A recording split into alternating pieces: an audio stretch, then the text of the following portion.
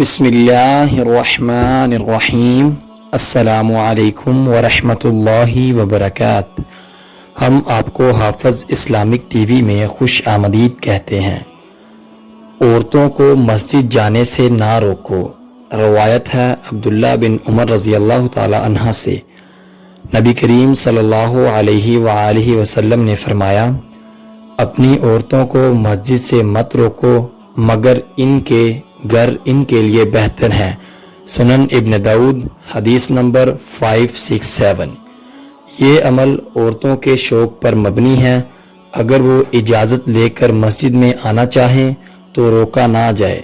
صحابیات مسجد میں آیا کرتی تھی، لیکن اس کے لیے ضروری ہے کہ وہ باپردہ اور سادہ لباس میں آئیں۔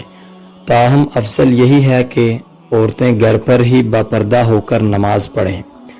اسے شیئر کرنا آپ کے لیے صدقہ جاریہ بھی بن سکتا ہے۔ اللہ تعالیٰ عمل کرنے کی توفیق عطا فرمائے، آمین۔ ملتے ہیں آپ سے کسی نیکسٹ ویڈیو میں، تب تک کے لیے اللہ حافظ۔